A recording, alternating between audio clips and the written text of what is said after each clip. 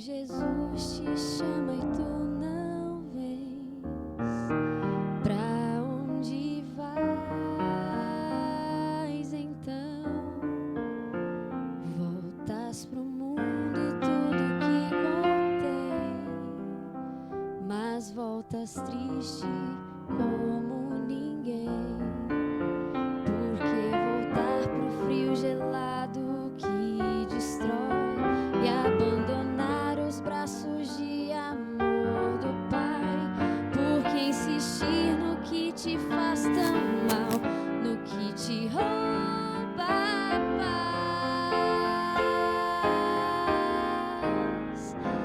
Vem, vem pra Jesus, vem pra Jesus. Agora é o momento, não podes deixar pra depois.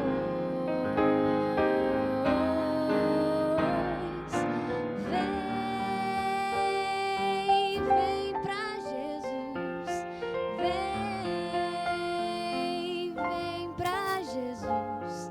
Agora é o momento, não podes deixar pra depois.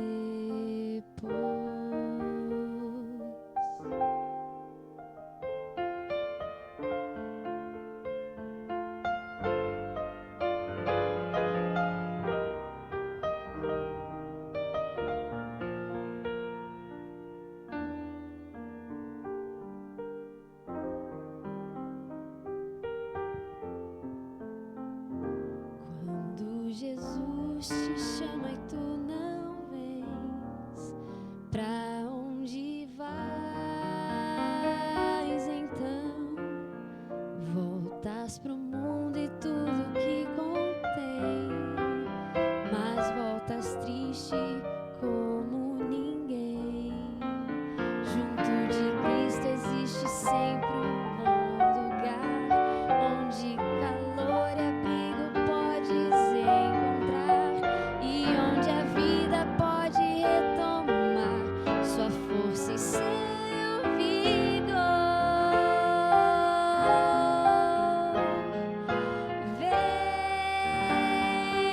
Vem pra Jesus. Vem pra Jesus. Agora é o momento, não podes deixar pra depois.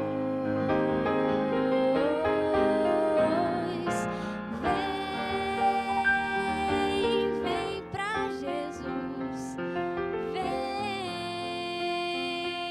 Vem pra Jesus. Agora é o momento, não podes deixar pra depois.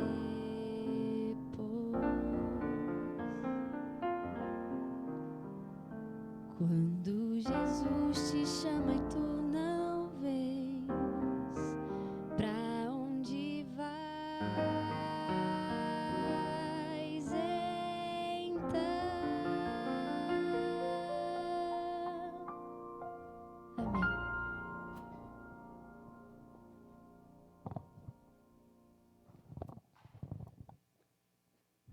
Quem estava aqui domingo passado, eu usei essa mesma frase que vou usar agora.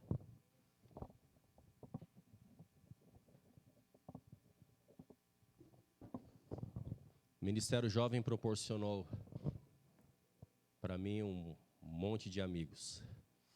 E a gente fez muitas amizades, e cada encontro que acontece do Ministério, a gente forma novos amigos, mas alguns ficaram mais próximos, né? Nós temos ali um grupo de regionais e coordenadores com o pastor, e esse é um grupo mais, é uma família, né, Paulo? Vem para cá. E nós temos o Alexandre, que esteve aqui semana passada, hoje Paulo César, mais conhecido por PC, né, a gente chama de PC. Ele era aqui de Guarulhos, do Soberana. Não sei por que quis ir lá para São José dos Campos, eu acho que Guarulhos é bem melhor, só acho, né? E ele aceitou o convite para estar com a gente. Tínhamos marcado um tempo atrás, mas a data, nós tivemos que fazer um ajuste aqui. E hoje está ele aqui com a sua esposa, a Cleia, que deve ter ido com o Gustavo aí fazer um socorro, né? As crianças a gente sempre faz um socorro, né? E a Cleia, que está grávida, tem o Gustavo, que tem quantos? 6? 6 anos, eu sei que ele está pertinho da Luísa ali. Né? Só perto, tá? Para deixar bem claro. Né? Tem uma foto aí que compromete, mas a gente até a data, até a data certa, a gente dá um jeito nela, viu? Fica tranquilo. Mas tem o PC, o Gustavo, a Cleia e a pequena que está para chegar aí, né? Eloá. Então tá aí, já vai para os 7 meses, falou que o quarto já está pronto, porque qualquer hora pode chegar Eloá. Paulo é coordenador de jovens aqui da APV, e aí ele atinge um pedaço aí que eu não vou nem arriscar falar, que eu sei que é bastante. Obrigado por estar com a gente. É um amigão do coração, a gente tem umas historinhas para contar já, né? Que Deus te abençoe.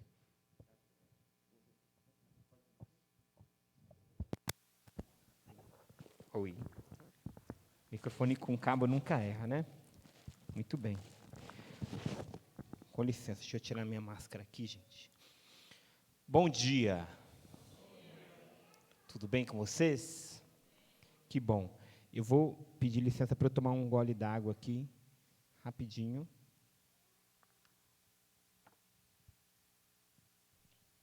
Bom. Estou muito feliz de estar aqui com vocês. A gente tinha combinado há um tempo atrás, não deu certo, mas hoje estou aqui. Ontem à noite eu estava falando com o Saninho e eu estava procurando o endereço da igreja, né? E aí eu entrei na minha linha do tempo do Maps, eu descobri que faz 5 anos que eu não venho aqui. Mostrou lá, você esteve na igreja do Palmeiras 5 anos atrás, acho que foi um domingo à noite que eu vim aqui com a Juventude Soberana. 5 anos atrás. Mas estou muito feliz pelo convite. Não posso dizer que estou conhecendo vocês, porque eu já estive aqui, né? E é muito bom estar aqui com vocês nessa manhã. Como o Saninho falou, meu nome é Paulo César. PC não é de computador, é de P de Paulo e C de César. E eu também não sou PC Farias, tá bom, gente? Eu sou coordenador de jovens, como o Saninho falou, né? Às vezes eu falo assim, eu não sou PC Farias. Os jovens olham para mim assim, PC Farias? Quem é PC Farias? PC Farias, depois eu me lembrei que PC Farias morreu, acho que em 94, 90 e poucos, assim. Então, é pedir demais querer que os jovens saibam quem foi, né? Mas eu sou coordenador de jovens, eu sou natural de Guarulhos, nasci aqui no Hospital Brasil, aqui em cima, né? Acho que agora chama Unimed, né, o antigo Hospital Brasil. E eu me mudei para São José dos Campos, minha esposa fez um concurso público, a gente foi para lá. A cidade é muito boa, mas eu gosto de Guarulhos, Saninho. Tá certo? Então tá, gente. Lá na minha igreja, eu sou da igreja do Parque dos Ipês. A Dani, de vez em quando, vai lá cantar. Ela cantou, acho que algumas vezes. Esse ano, ela cantou, acho que um mês atrás, ela cantou lá. Muito bem, muito obrigado pela mensagem musical, Dani. E lá na igreja, eu trabalho com a parte da comunicação. Se você for lá na igreja, você vai me encontrar atrás do computador, igual aqueles meninos ali, fazendo transmissão, porque eu gosto disso. Eu gosto de transmitir. Se você entrar no canal da nossa igreja lá, você vai ver que a gente tenta transmitir todos os cultos ao vivo, porque eu acho muito importante esse trabalho desses meninos aqui que fazem a transmissão.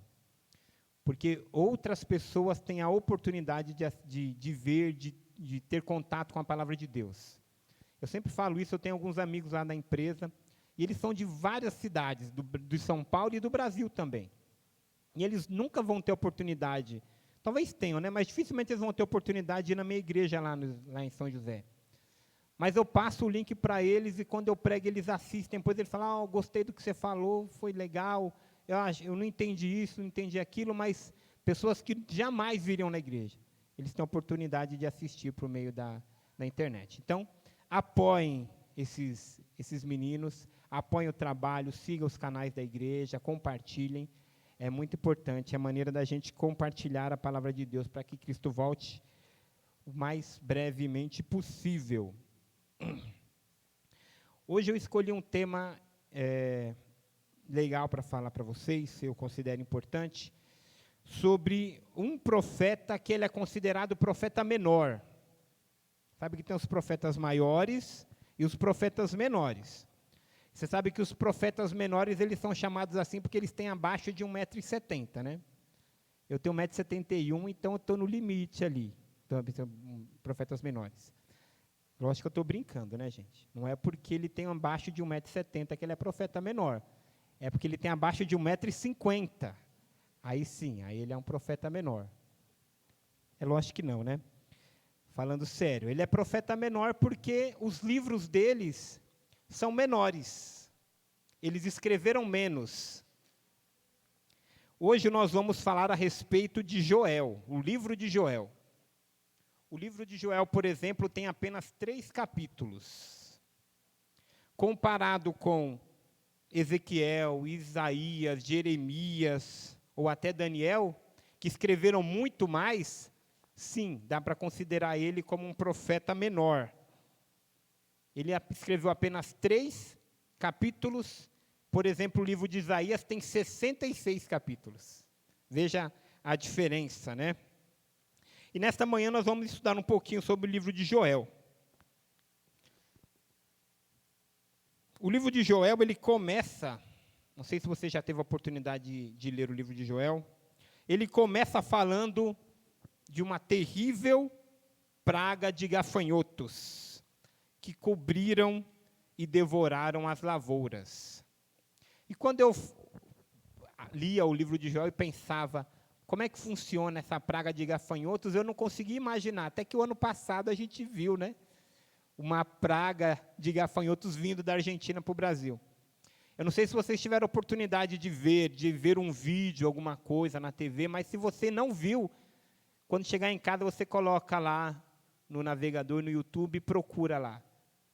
Praga de gafanhotos, enxame de gafanhotos, vocês vão ver como é que funciona. Parece uma nuvem realmente. Ele tampa a visão, fica tudo escuro de gafanhotos. E a praga de gafanhotos eram muito temidas naquele tempo, pois os gafanhotos eles se reuniam em enxames, eram tão numerosos que era impossível de você contar, ele parecia realmente nuvens. E eles voavam a poucos metros do chão, e para quem olhava, parecia realmente uma nuvem. E onde eles pousavam, seja na terra, na lavoura, eles devoravam tudo que tinha pela frente. Toda a vegetação, eles atacavam e danificavam tudo que eles encontravam nos seus caminhos. E é assim que inicia o livro de Joel. Então, eu gostaria de convidar vocês, nesse momento, a abrirmos as nossas Bíblias lá no livro de Joel, profeta menor. Tá? Você vai passar Daniel, Oséias, e aí já vem Joel.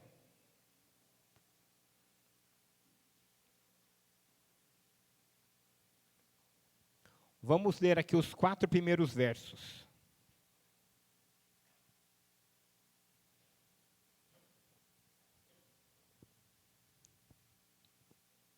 Vamos lá? Palavra do Senhor que foi dirigida a Joel, filho de Petuel. Ouvi isto, vós velhos, e escutai, todos os habitantes da terra. Aconteceu isto em vossos dias, ou nos dias dos vossos pais?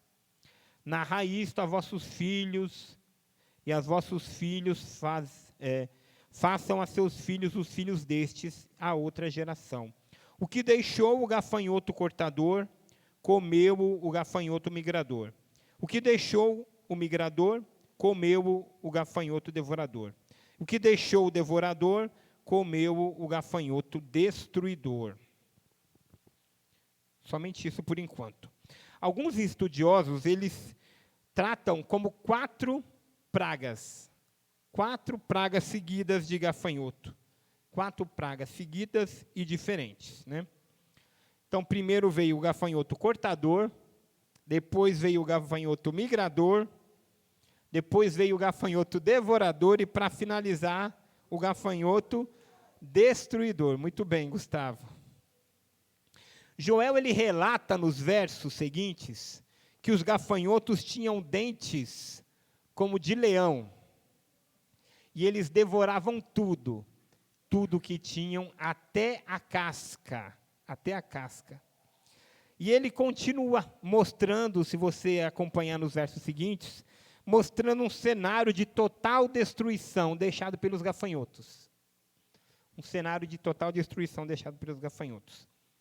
Ele fala, então, do lamento dos agricultores que tiveram, ou que teriam a sua lavoura destruída pelos gafanhotos. Fala do lamento da cidade que perdeu aquilo que eles precisavam para se manter, atacados pelo gafanhoto. E a destruição feita pelos gafanhotos, tido como um inimigo muito perigoso, um inimigo que destruía tudo, também era uma clara alusão aos exércitos inimigos que estavam rodeando o povo de Deus. Sempre rodeando o arraial do povo de Deus, tentando conquistá-los, tentando destruí-los. Quando a gente vê o livro de Joel, nós vamos ler mais alguns versos daqui a pouco, é importante notar que esse livro, ele é um livro atemporal. Ele trata sobre tudo o que aconteceu no tempo dele. Joel, então, fala do que aconteceu, ele tem uma profecia para o tempo em que ele viveu, por exemplo, como a terrível praga de gafanhotos, mas as suas profecias, elas falam de maneira direta sobre o maior evento que esse mundo um dia verá, que é o dia do Senhor. Em Joel 2, no verso 1, diz o seguinte, Joel 2, verso 1. Tocai a trombeta em Sião, e dai voz de rebate no meu santo monte. Perturbem-se todos os moradores da terra, porque o dia do Senhor vem e já está próximo. E ele continua, dia de escuridão, de densas trevas, dia de nuvens e negridão, como a alva por sobre o monte, assim se difunde um povo grande e poderoso, qual desde os tempos antigos nunca houve, nem depois dele haverá pelos anos adiante, de geração em geração. E ele continua falando, então, sobre o dia do Senhor. O dia do Senhor é uma expressão que aparece com frequência no Antigo Testamento. E, principalmente aqui no livro de Joel. Ele geralmente se refere ao final da história humana. O dia do Senhor. Fazendo referência ao grande dia do quê? Da volta de Jesus. As profecias de Joel, elas tinham uma mensagem para o tempo dele. Joel tinha uma mensagem para o tempo dele. Mas ele também tem uma mensagem nos 3 capítulos que ele escreveu e deixou. Ele tem uma mensagem importante para nós. Uma mensagem clara de uma visão do futuro. Os gafanhotos estavam vindo. Os gafanhotos, eles destroem tudo por onde passam. Eles devoram, acabam com a lavoura, atacam, eles arrancam até a casca. Tudo que Joel escreveu sobre os gafanhotos também era uma profecia sobre os ataques que o povo de Deus ia sofrer. Sobre o tempo que o povo de Deus ficaria cativo. Sobre tudo aquilo que ia acontecer com eles. Mas, lógico, era uma clara mensagem sobre o dia do Senhor, que viria nos tempos do fim, enquanto aqui nós estamos aguardando. Lendo o livro de Joel, nós podemos ter certeza de como Deus se preocupa com o seu povo. Deus se preocupa com cada um de nós. Deus não deixa o seu povo sem profetas. Deus não deixa seu povo desavisado. Deus sempre nos orienta, nos admoesta, nos avisa, nos alerta a respeito daquilo que precisamos saber. Não temos como dizer que Deus não nos revela e nos alerta a respeito dos eventos que hão de vir. Não temos como dizer isso. Tudo aquilo que acontece no mundo, quando nós vamos ver na palavra de Deus, a gente consegue ver realmente. Deus nos falou, Deus deixou claro. Aquilo que está acontecendo agora não foi desavisado. Deus levantou profetas para nos avisar, para nos alertar. Em Apocalipse, João estava preso lá numa ilha chamada Patmos. E ali, em espírito, ele foi arrebatado. Então, ele tem uma visão apocalíptica do dia do Senhor, relatado por Joel. Vamos lá para Apocalipse, para a gente ver esse momento. Apocalipse 1.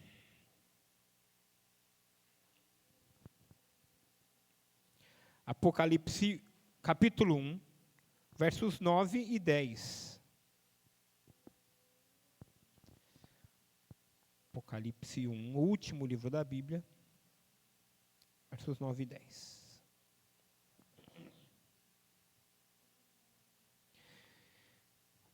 Vamos lá? Eu, João, irmão vosso e companheiro na tribulação, no reino e na perseverança, em Jesus, achei-me na ilha chamada Patmos,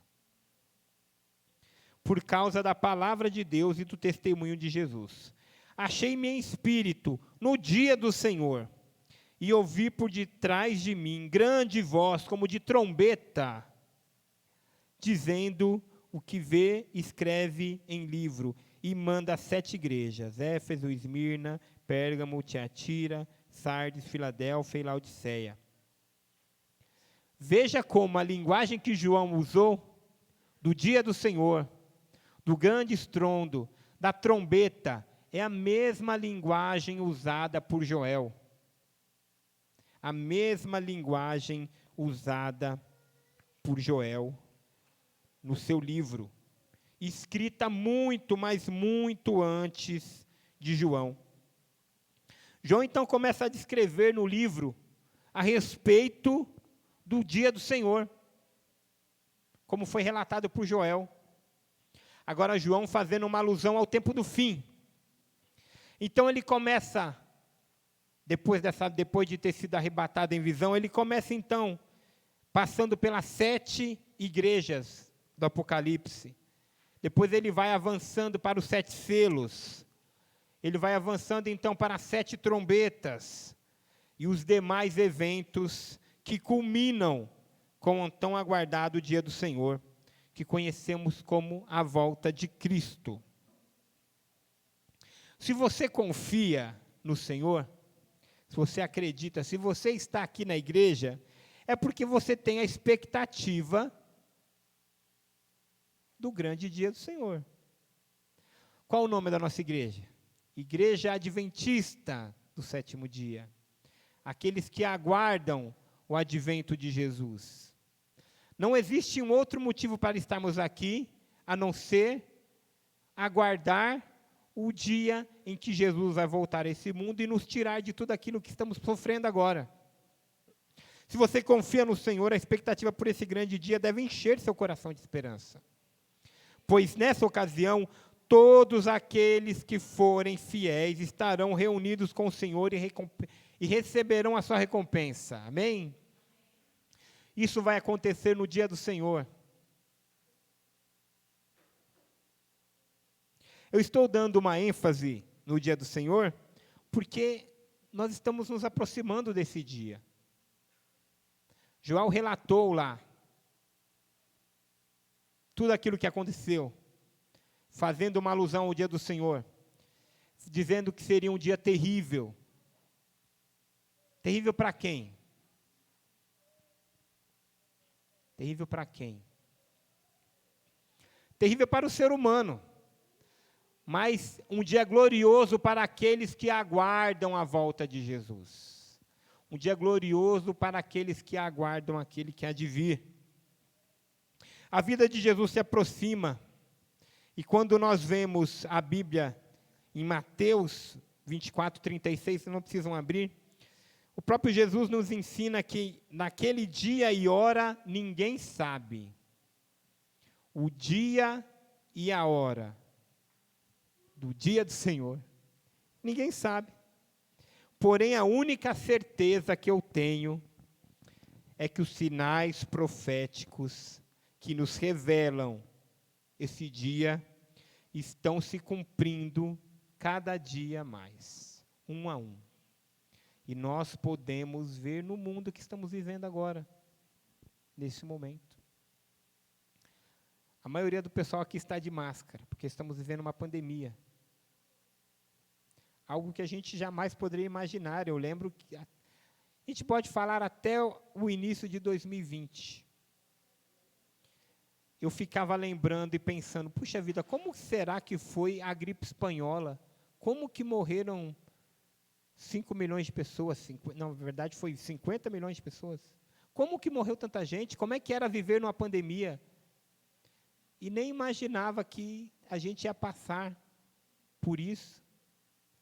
E aí a gente estava sem máscara já, porque estava melhorando, agora a gente vê de novo as coisas voltando, os números aumentando.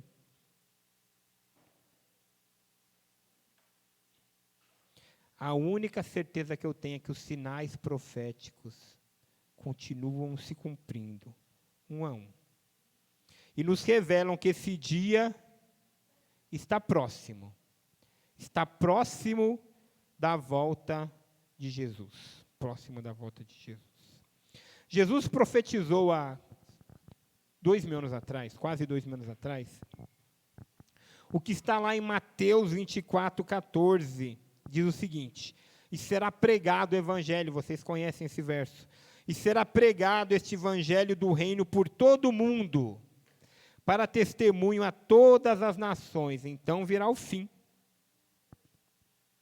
Qual é a condição para Jesus voltar? Mateus 24, 14. Vamos ler então, vamos lá, esse verso é importante. Mateus 24, 14.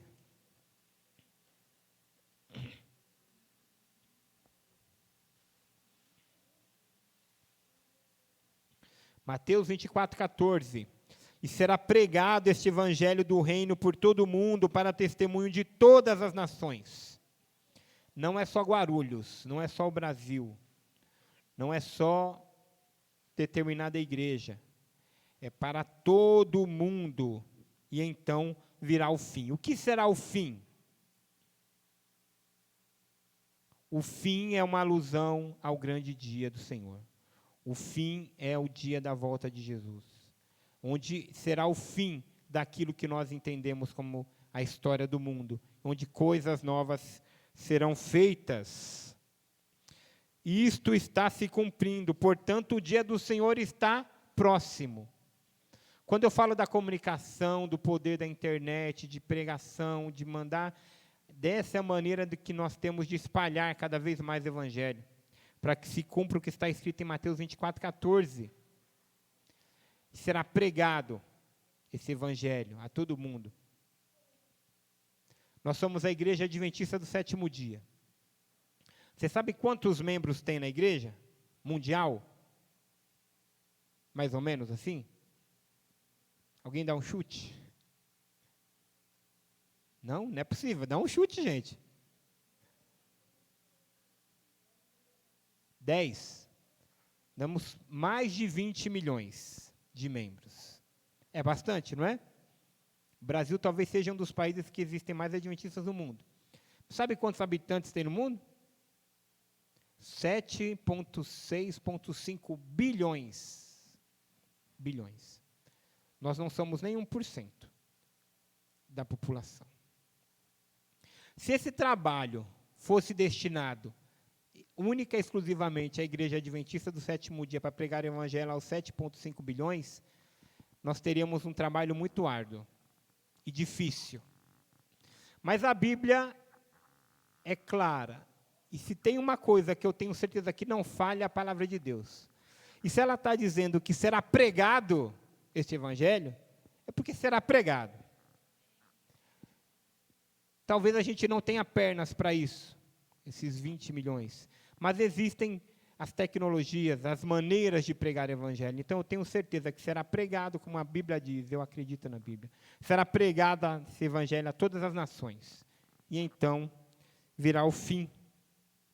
A igreja, ela não apenas se aproxima do dia do Senhor, como ela precisa viver preparada para este dia. Preparada para o dia do Senhor. Vocês lembram do que diz a parábola das 10 virgens, que está em Mateus 25? Fala da parábola das 10 virgens. Eu gostaria de ler com vocês aqui, de maneira bem rápida. São 13 versos. Mateus 25. Então o reino de Deus será semelhante a 10 virgens, que tomando as suas lâmpadas, saíram e encontraram-se com o noivo. 5 entre elas eram nécias. Nécias, o que eram nécias? Era que não eram preparadas. Algumas traduções dizem como loucas. Na verdade, pessoas que não estavam muito preocupadas. Nécias. E 5 prudentes. As nécias, ao tomarem as suas lâmpadas, não levaram azeite consigo. No entanto, as prudentes, além da lâmpada, levaram azeite nas vasilhas.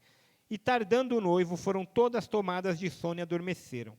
Mas, à meia-noite, ouviu-se um grito: eis o noivo! Saía a seu encontro. Então se levantaram todas aquelas virgens e prepararam as suas lâmpadas. E as nécias disseram às prudentes: dai-nos do vosso azeite, porque as nossas lâmpadas estão se apagando. Mas as prudentes responderam: não, para que não nos falte a nós e a vós outras. E diante aos que vendem e comprai-o. E saindo elas para comprar, chegou o noivo, e as estavam apercebidas, entraram com eles para as bodas e fecharam as portas. E fechou-se a porta. Mais tarde chegaram as virgens nécias, clamando: Senhor, Senhor, abre a porta. Mas ele respondeu: em verdade vos digo que não vos conheço. Vigiai, pois, porque não sabeis nem o dia, nem a hora. Essa parábola, contada por Jesus, é uma parábola fantástica. Ela fala, então, de 10 virgens. 10 moças novas. 5 delas estavam preparadas e 5 não preparadas. Agora, deixa eu fazer uma pergunta para vocês. Vocês acham que as 10, se as 5 que não estavam preparadas, elas achavam que elas não iam conseguir entrar para as bodas? Elas achavam que iam entrar. Elas achavam que iam entrar para as bodas. E elas então chegaram: não, acho que o que eu tenho aqui é suficiente. E foi. As outras estavam mais preparadas. Elas tinham a sua lâmpada e tinham também o seu azeite reserva.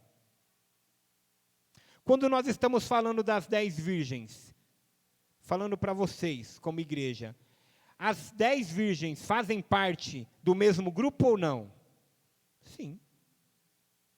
As 10 virgens queriam entrar para as bodas ou não? As 10 virgens achavam que o que elas estavam fazendo era suficiente para entrar ou não? Realmente achavam. Mas somente 5 tinham o azeite.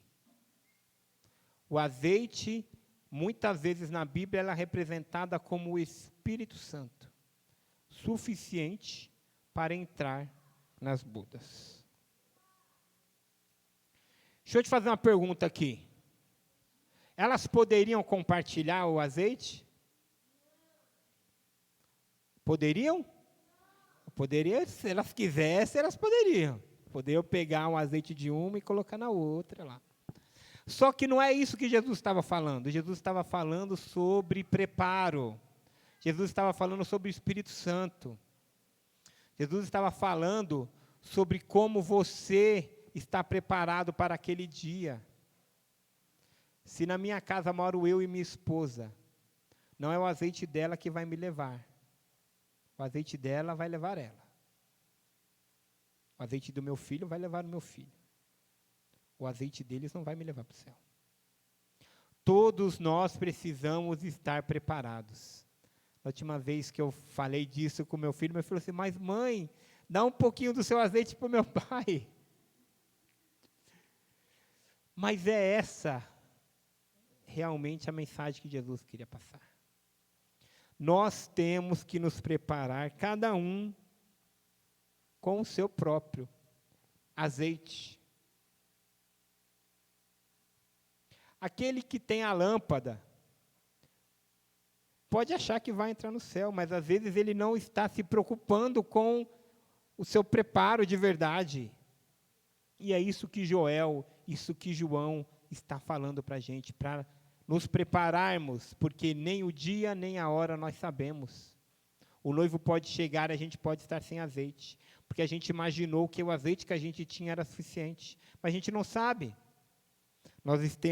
Nós temos que estar cada vez mais abastecidos com o azeite, que é o Espírito Santo de Deus. Vamos voltar para Joel. Volta um pouquinho, algumas folhas.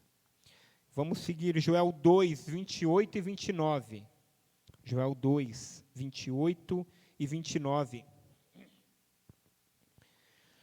Diz o seguinte, e acontecerá depois que derramarei o meu espírito sobre toda a carne. Vossos filhos e vossas filhas profetizarão. Vossos velhos sonharão. Vossos jovens terão visões. Até sobre os servos e sobre as servas derramarei o meu espírito naqueles dias, diz o Senhor.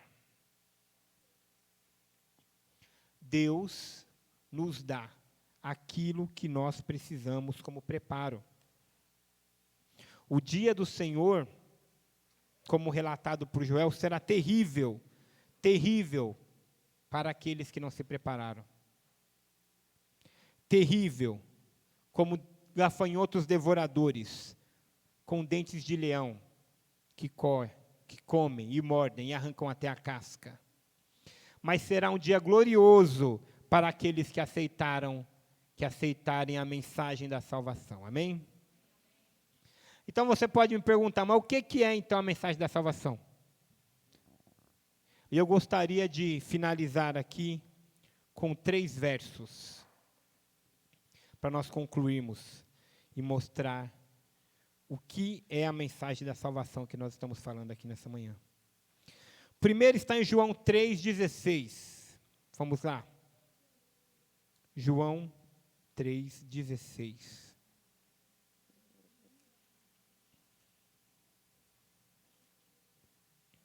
É um verso muito conhecido.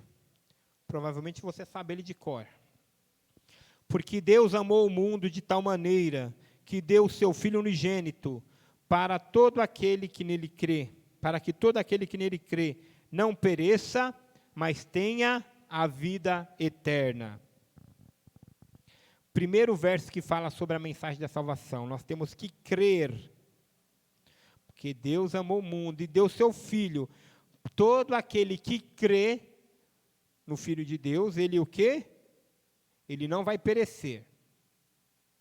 Que é perecível, uma coisa que estraga. Falando de pessoas, não vamos morrer. Nós não vamos perecer, nós vamos morrer.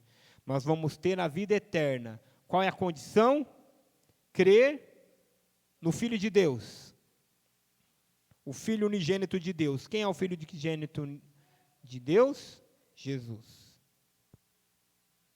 A mensagem da salvação começa então com a crença naquele que é o próprio Deus, Jesus. Um segundo verso, para nós seguirmos sobre a mensagem da salvação. Está em Marcos 16. Volta um pouquinho. Marcos 16, verso 15 e 16.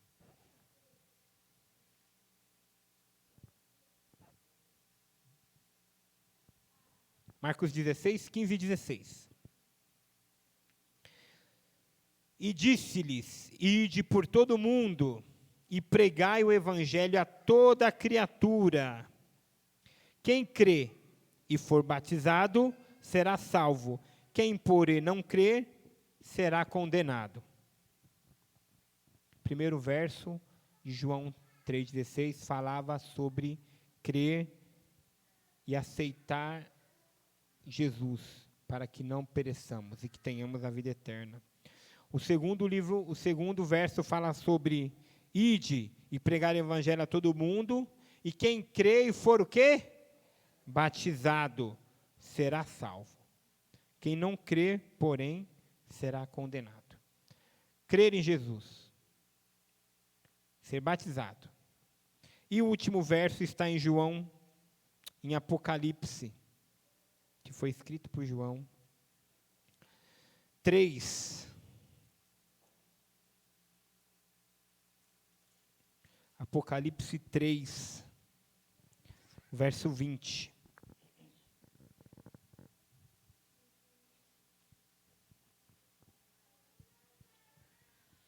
Diz o seguinte: eis que estou à porta e bato. Se alguém ouvir a minha voz e abrir a porta, entrarei em sua casa e cearei com ele e ele comigo. Amém? Jesus se fez homem. Ele era Deus, fez homem, veio para a terra, como unigênito do Pai. Falou: aquele que crê em mim não vai perecer, vai ter a vida eterna. Nós precisamos pregar o evangelho para que a pessoa aceite, creia, se batize. E Jesus está batendo a porta a cada momento, de cada pessoa. Seria muito difícil pregar o evangelho para que nós convençamos a pessoa. Chega numa pessoa de um outro país e falar sobre a palavra de Deus. Eu já tive a oportunidade de ir para outro país. E a cultura é totalmente diferente. A maneira como você vai falar com a pessoa é diferente. Não é só questão de idioma, é questão de linguagem, questão cultural. Se Deus não estiver batendo no coração da pessoa, se o Espírito Santo não fizer aquilo que ele veio para fazer, que é o trabalho de convencer a pessoa, se dependesse de nós apenas, do nosso poder de persuasão, da nossa palavra, eu diria que pouquíssimas pessoas iriam se salvar. Mas nós cremos que Jesus, por meio do Espírito Santo, está sempre ali, batendo no coração da pessoa, fazendo com que a pessoa sinta ali o desejo e tenha ali um espaço que precisa de Deus. Deus sempre buscando as pessoas. Será pregado esse evangelho. Nós somos os instrumentos que Deus escolheu. Mas Ele tem os seus recursos.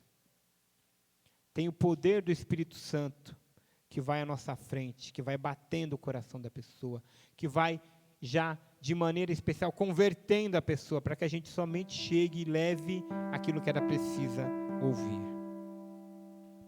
Eu quero finalizar com esta pequena ilustração aqui. Certo dia, um fósforo disse a uma vela: eu tenho a tarefa de te acender. O fósforo dizendo para a vela: eu tenho a tarefa de te acender. Assustada, a vela respondeu: não, isto não. Se eu for acesa, os meus dias estarão contados. Ninguém mais vai admirar a minha beleza. O fósforo respondeu: tu preferes passar a vida inteira inerte sozinha, sem ter experimentado a vida? Mas queimar dói, disse a vela, e consome as minhas forças. Disse a vela, insegura e assustada. É verdade, respondeu o fósforo. Mas este é o segredo da nossa vocação. Nós somos chamados para ser luz. O que eu posso fazer é pouco. Se não te acender, perco o sentido da minha vida. Existo para acender o fogo. Tu és uma vela. Tu existes para iluminar aos outros, para aquecer. Tudo o que tu ofereces através da dor, do sofrimento, do teu empenho será transformado em luz. Tu não te acabarás consumido pelos outros. Outros passarão o teu fogo adiante. Então a vela disse, cheia de alegria, eu te peço, acende-me. Eu e você somos chamados para servir. Eu e você somos chamados para ser luz. A mensagem de Joel é clara, falando sobre o dia do Senhor, sobre esse dia que é tão aguardado por todos nós. Mas nós não podemos ser egoístas e achar que estamos aqui na igreja, sábado de manhã, que o importante é que eu e minha família vamos para o céu. Lógico que isso é importante, mas Deus nos deu uma missão: ide e pregar o evangelho. Ide e pregar o evangelho. Que nós possamos ser uma luz, que nós possamos ser velas que queimam e iluminam por onde quer que vá. Que nós possamos pregar o evangelho. Se preciso for, que a gente use palavras, mas que a nossa vida seja a expressão daquilo que vivemos, seja a expressão de Jesus, seja a expressão da luz que precisa ser pregada no mundo inteiro. E que nós possamos pregar com alegria sobre a volta de Jesus, sobre esse dia maravilhoso que está por vir. Que Deus abençoe a igreja de Palmira.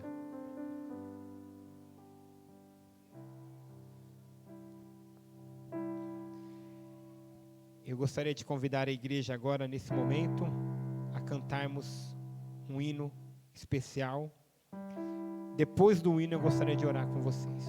Meu lar.